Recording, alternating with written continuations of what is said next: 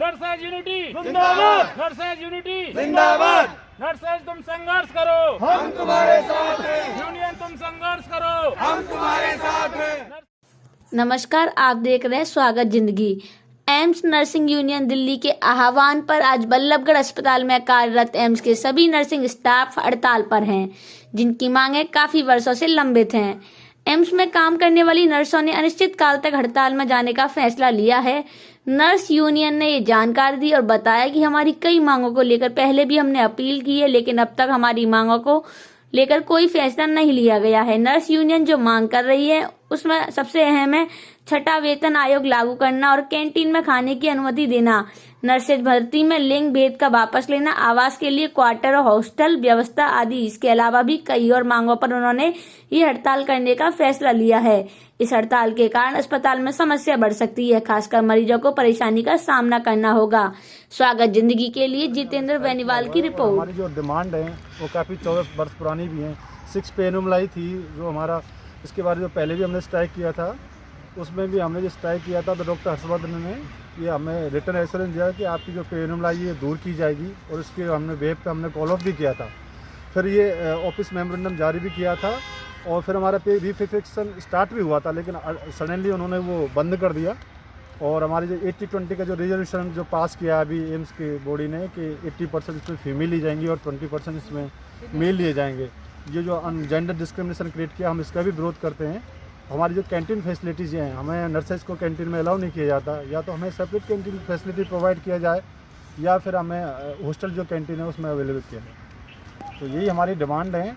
जो एम्स प्रशासन का ये उदासीन जो रवैया है, इस वजह से अनफॉर्चुनेटली हमें ये स्ट्राइक जैसी स्टेप उठाना पड़ा। और आज भी एम्स प्रशासन जो सिर्फ नर्सेज का उदासीन रवैया नहीं, वो अपने पेशेंटों के साथ भी खिलवाड़ कर रही है। जब एम्स नर्सेज की 5000 नर्सेज हैं जो सभी लोग स्ट्राइक पर आए हैं, उनकी देखभाल करने के लिए वो एक कॉन्ट्रेक्चुअल बेस पे नर्सेज हायर कर रहे हैं, तो नए रिक्रूट में भी किस तरह से केयर करेंगे? कहीं ना कहीं वो एम्स नर्सेज अपने जो मरीज़ हैं, देश की जो जनता है, उसकी जान खतरे में डालना ही होगा। बता अनिश्चितकालीन है और ये 16 तारीख से प्रस्तावित थी। 13 नवंबर को इसके लिए माननीय स्वास्थ्य मंत्री जी को अपने प्रशासक जो निदेशक हैं एम्स के, उनको ज्ञापन भी दिया जा चुका था कि 16 तारीख से हम अनिश्चितकालीन हड़ताल पर जाएंगे। वेतन विसंगतियाँ 6ठे वेतन आयोग को लेकर थी, तो उसके निमित्त हम 14 वर्ष से संघर्ष कर रहे हैं और कई बार इनको ज्ञापन भी दे चुके हैं। एक माननीय स्वास्थ्य मंत्री जी के साथ हमारी निर्माण भवन में बैठक भी हो चुकी थी, उनमें इन्होंने आश्वस्त किया था कि आपकी सारी मांगें मान ली जाएंगी, लेकिन इसके बावजूद भी ये हमें टालते रहे।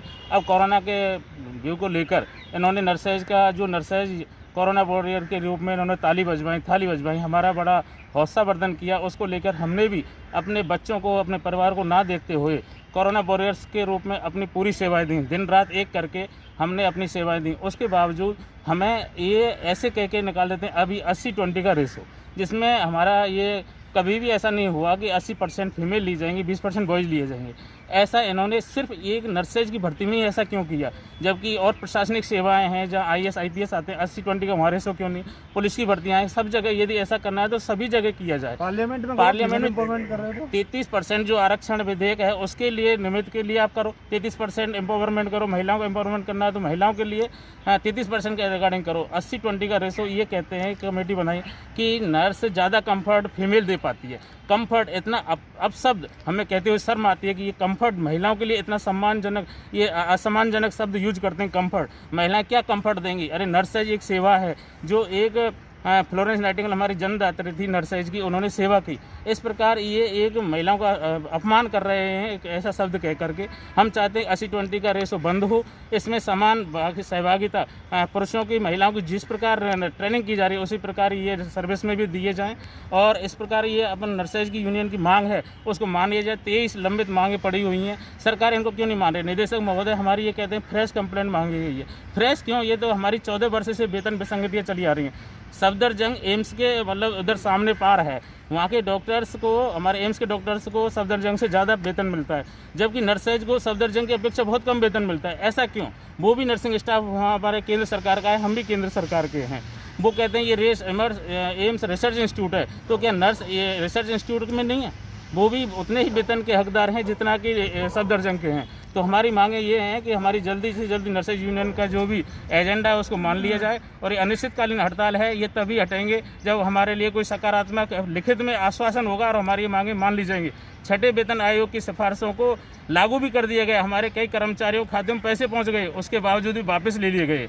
ऐसा क्या है सरकार के पास कि इन नर्सेज को दबा करके क्या करना चाहते हैं? एक बेसिल कॉन्ट्रैक्चुअल कंपनी है, उसको 16 तारीख से इन्होंने टेंडर दे दिया है कि उसमें कॉन्ट्रैक्ट पे भर्ती करके, इसका मतलब 5000 जो नर्सेज कोरोना वॉरियर्स के रूप में काम कर रहे थे उनका इनको कोई भी एक दिन की भी चिंता नहीं है, उनके परिवार की चिंता नहीं है। अब कॉन्ट्रैक्ट पे चला के अस्पताल चला रहे हैं, इसका मतलब हिटलर शाही इनकी जो चल रही है उसको शांत किया जाएगा और अभी बात नहीं होगी, अब सिर्फ अपना कार्रवाई होगी। आज पूरा नर्सिंग स्टाफ यहाँ पर हड़ताल पर है। आप क्या मानते हैं कि इमरजेंसी ओपीडी ये कितनी प्रभावित हो रही होगी? अब ये प्रभावित हो रही है, हम मानते हैं हमारे मरीजों के प्रति संवेदनाएं हैं, लेकिन क्या करें, ये निदेशक महोदय की कमी है कि वो हम 13 नवंबर को ज्ञापन दिया था, उसके निमित्त हमसे बात करते भाई ऐसे कैसे काम चलेगा, आप मरीजों के साथ डायरेक्ट जुड़े हुए हैं, कुछ ऐसे व्यवस्था है, तो ऐसा करते क्यों नहीं है? इन्होंने इस चीज़ के लिए हमें बड़ा दुख है कि आज हमारे मरीज हमारे सेवाओं से वंचित हैं। हम चाहते हैं कि हम भी नहीं चाहते कि बेचारे वो दुखी हों, लेकिन इसके लिए एम्स प्रशासन पूर्ण रूप से जिम्मेदार है।